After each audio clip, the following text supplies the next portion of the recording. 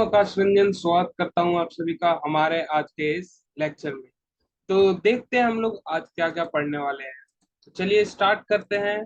किससे पहले पढ़ने वाले हैं हम लोग डिफ्यूजन के बारे में, उसके बाद डेंसिटी को देखने वाले हैं, फिर कंप्रेसिबिलिटी करेंगे, और उसके बाद हम लोग करने वाले हैं सॉलिड को, उसके बाद लिक्विड को, और उसके बाद गैस को। तो चलिए स्टार्ट करते हैं डिफ्यूजन से। किससे? डिफ्यूजन से। तो डिफ्यूजन क्या होता है? तो spreading out and mixing of a substance with another substance due to the motion of its particle is called diffusion। यानी जो पार्टिकल्स है हमने पहले ही पढ़ रखा है कि वो हमेशा मोशन में होंगे, पार्टिकल्स कभी भी शांति से नहीं बैठते, आया ना। तो अब इनके मोशन में होने की वजह से हम ये क्या करते हैं, आपस में मिक्स कर रहे होते हैं अगर दूसरा भी पार्टिकल आता है तो। ठीक है, और इसी प्रोसेस को मैं क्या कह देता हूँ? डिफ्यूजन। क्या कहता हूँ? डिफ्यूजन। क्लियर है? चलिए अब उसके बाद आता है कि diffusion of a substance into another substance कब तक चलेगा, मतलब कि एक सब्सटेंस से दूसरे सब्सटेंस में डिफ्यूजन तब तक चलेगा जब तक हमारा मिक्सचर यूनिफॉर्म ना हो। अब ये मिक्सचर क्या होता है ये हम लोग अपने सेकंड चैप्टर में पढ़ेंगे। क्लियर है? चलिए अब देखते हैं कि जो क्या कह रहा है, ये ध्यान से पढ़िएगा। क्या? डिफ्यूजन। क्या? diffusion is the property of a matter which is based on the motion of its particle. It is fastest in gases and is slowest in solid। यानी जो डिफ्यूजन का प्रोसेस है गैस में सबसे ज्यादा होता है और सॉलिड में सबसे कम होता है। क्लियर? अब उसके बाद ये इसका जो रेट ऑफ डिफ्यूजन है वो किस पे डिपेंड कर रहा होगा? टेम्परेचर पे। यानी अगर मैं टेम्परेचर को बढ़ाऊंगा तो मेरा डिफ्यूजन बढ़ेगा, और अगर मैं रेट कम करना है, अगर मेरे को रेट कम करना है डिफ्यूजन का, तो मैं टेम्परेचर को भी कम कर दूंगा। क्लियर है? अब ध्यान से सुनिएगा। अब देखिए ध्यान से सुनिए, सुनिए सुनिए ध्यान से। क्या कह रहा हूं मैं कि rate of diffusion directly proportional होगा टेम्परेचर से। अगर आपका क्वेश्चन क्या आ जाए कि what is the relation between temperature and diffusion, तो आप क्या कहेंगे? Diffusion is directly proportional to temperature. आया ना। यानी अगर मैं डिफ्यूजन का रेट बढ़ाना चाहता हूं तो मुझे सबसे पहले क्या बढ़ाना होगा? टेम्परेचर को। अगर मैं टेम्परेचर बढ़ाऊंगा, अब ध्यान से सुनिए होता क्या है। जब टेम्परेचर बढ़ता है, टेम्परेचर बढ़ता है तो पार्टिकल में ज्यादा रैंडमनेस आ जाती है। रैंडमनेस मतलब सर नहीं समझ आया हम लोगों को? मतलब कि जो पार्टिकल है वो और भी ज्यादा स्पीड अप हो जाते हैं, और भी ज्यादा स्पीड अप हो जाते हैं, जिसके वजह से रेट ऑफ डिफ्यूजन इंक्रीज हो सकता है, इंक्रीज हो जाता है, सकता क्या हो ही जाता है। ध्यान से पढ़िए। This is because when the temperature of a substance is increased by heating its particle again kinetic energy। Kinetic energy क्या समझ नहीं आया? तो जैसा कि हमने पहले भी आपको बताया, काइनेटिक एनर्जी का मतलब ऐसी एनर्जी जो मोशन की वजह से प्रोड्यूस हो। ऐसी एनर्जी जो मोशन की वजह से प्रोड्यूस हो उसे मैं क्या कहता हूं? Kinetic energy. क्लियर है? चलिए आगे चलते हैं हम लोग। आगे आता है, क्या क्वेश्चन आया है, ये बहुत ही अच्छा क्वेश्चन है और ये बार बार पूछे जाने वाला भी क्वेश्चन है। तो एक सेकेंड, चलिए देखिए। तो क्या क्वेश्चन कह रहा है कि why can we smell hot food. ध्यान रखिएगा शब्द पे, hot food from a distance. यानी हम लोग गर्म खाने का स्मेल कैसे कर सकते हैं दूर से ही, जबकि ठंडे खाने का नहीं कर सकते। ठीक है, तो इसका रीजन क्या होता है? जैसे कि अभी इसने खुद ही बोल दिया आंसर, केमिस्ट्री की यही एक अच्छी बात है। ठीक है, क्या उसके क्वेश्चन में ही आंसर होता है। हमें बस क्या लिखना होता है? रीजन लिखना होता है। समझ गए? चलिए, तो यहाँ पे इसने बोल दिया है कि हमें हॉट फूड की स्मेल आ जाती है दूर से, ठीक है, लेकिन ठंडे खाने की नहीं आती। हॉट मतलब हो गया गरम, गरम मतलब टेम्परेचर बढ़ रहा है। अगर टेम्परेचर बढ़ रहा होगा तो क्या बढ़ रहा होगा? रेट ऑफ डिफ्यूजन भी बढ़ रहा होगा। समझ गए? तो इसीलिए हम लोग गरम खाने का स्वाद या खुशबू या फ्लेवर कह सकते हैं, हम लोग दूर से ही पहचान सकते हैं, जबकि ठंडे खाने के लिए हमें क्या जाना पड़ता है? उसके पास जाना पड़ता है। ठीक है, एक बार लैंग्वेज भी देख लेते हैं। The rate of diffusion increase with increase in temperature, the flavour of food diffuses in the air and we can smell hot food from a distance. Basically बस इसमें कीवर्ड यही है कि डिफ्यूजन का रेट किस पे डिपेंड कर रहा है, टेम्परेचर पे।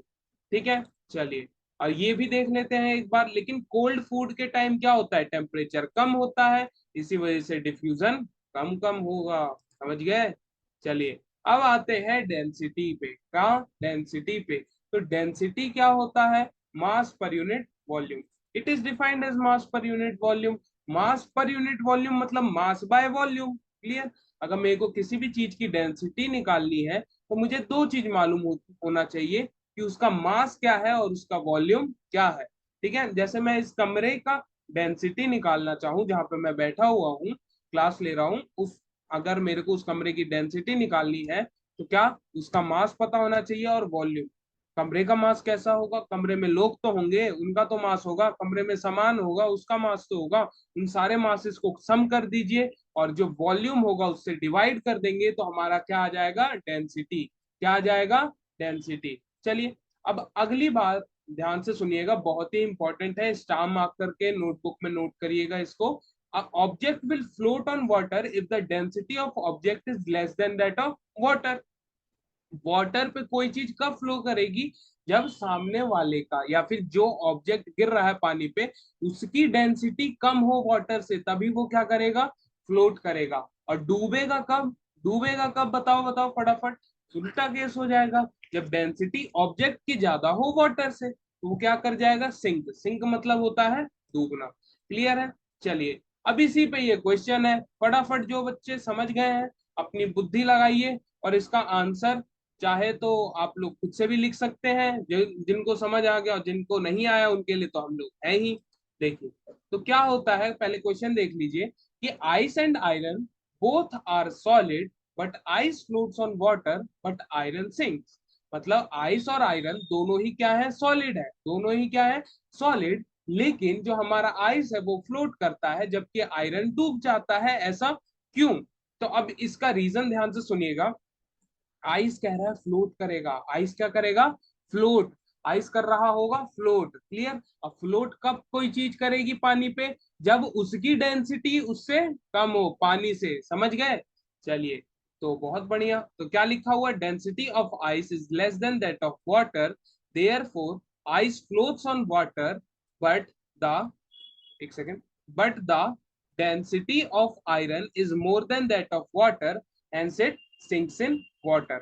ठीक है, चलिए आगे देखते हैं कंप्रेसिबिलिटी। क्या देखते हैं, कंप्रेसिबिलिटी। कंप्रेसिबिलिटी मतलब छोटा करना। क्या, छोटा करना। क्या लिखा हुआ है, it is the property of being reduce to a smaller space by pressure. यानी किसी चीज को हम लोग प्रेशर लगा के छोटा कर दे। जैसे आपके सामने ये दिख रहा होगा आपको पानी, और ये जो है ना, ये है सिस्टर्न। इसको मैं क्या कहता हूँ, सिस्टर्न। CISTERN, cistern. ठीक है, अब ये देखिए इस पे पहले प्रेशर कम था, अब प्रेशर ज्यादा लगाया तो ये नीचे की तरफ चला गया, यानी कंप्रेस हो गया।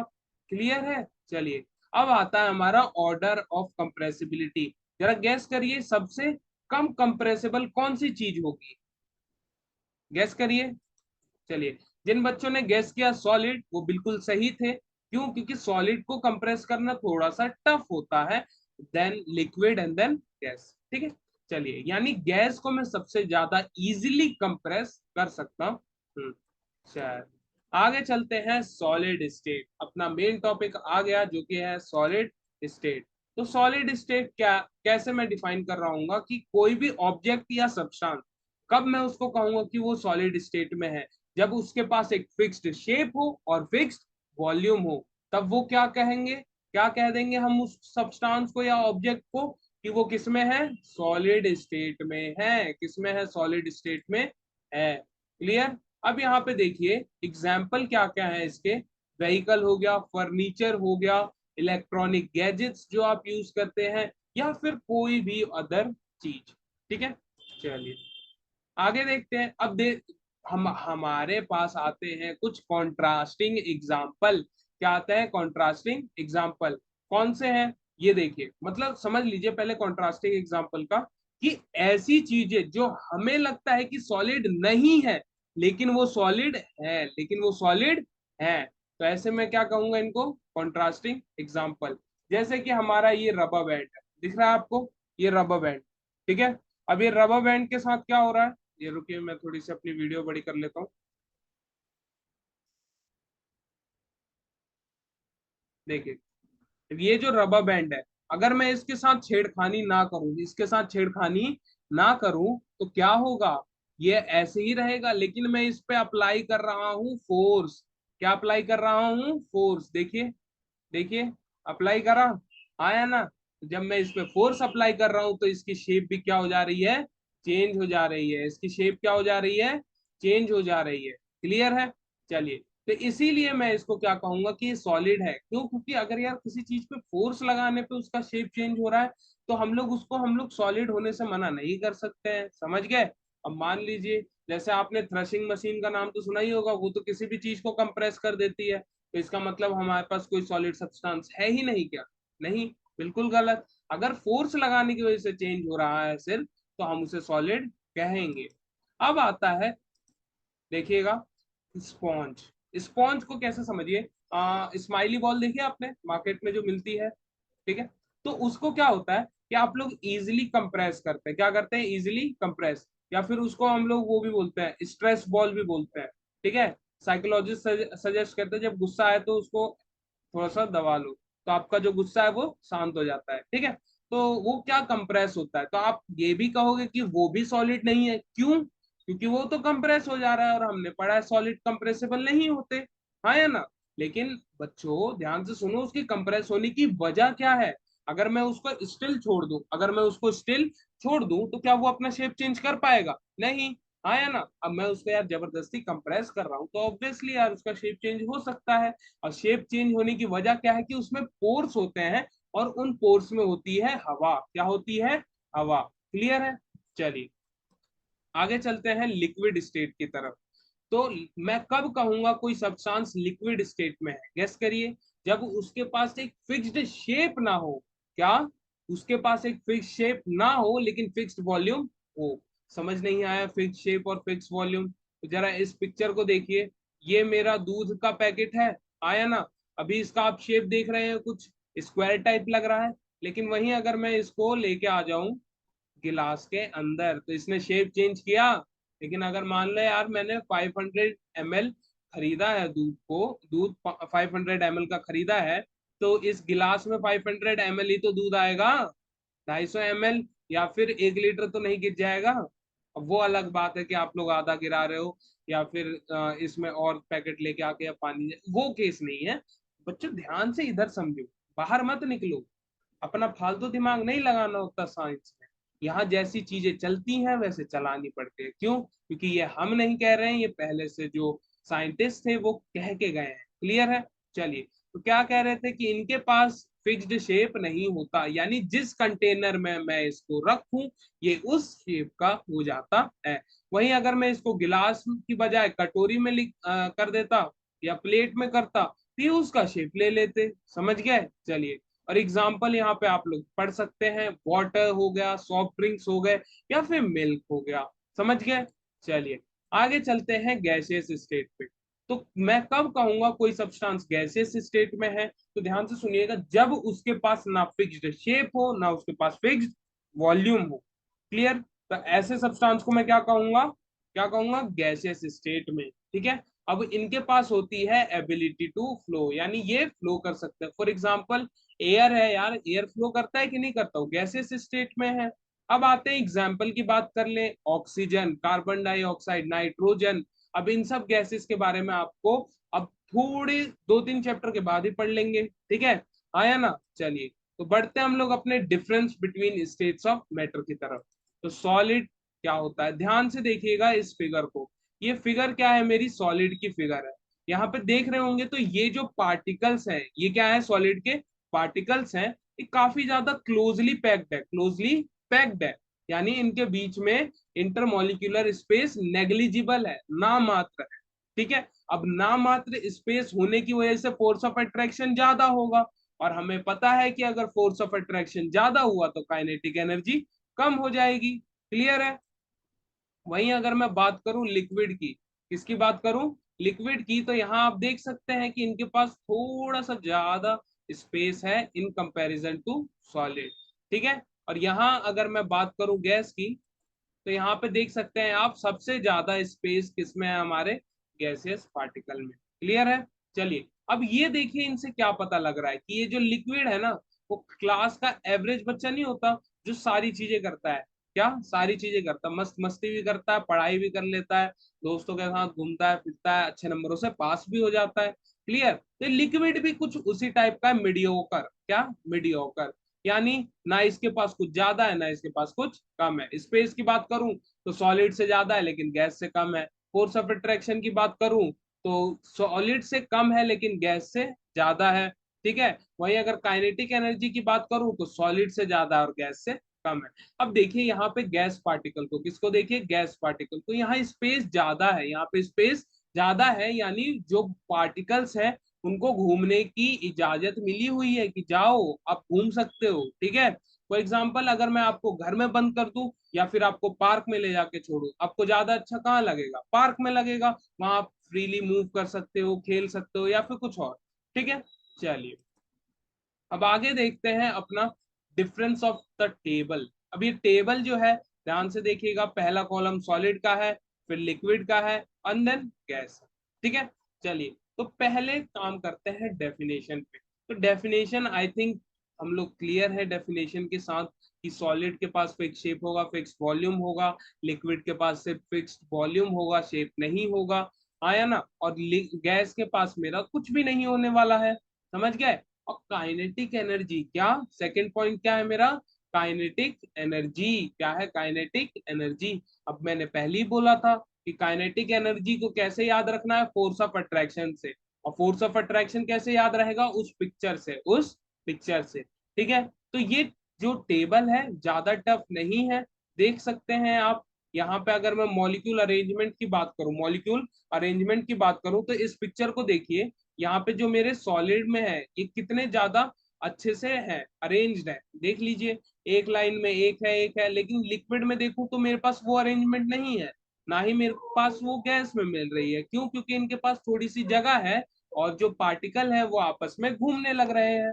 देख लीजिए। क्लियर है। अब यहाँ पे देखिए ध्यान से, अगर मैं बात करूं किसकी, इंटरमोलिक्यूलर स्पेस की, तो सबसे ज्यादा किस पे है, गैस में, और सबसे कम किस में है, किसमें है, सॉलिड में। क्लियर।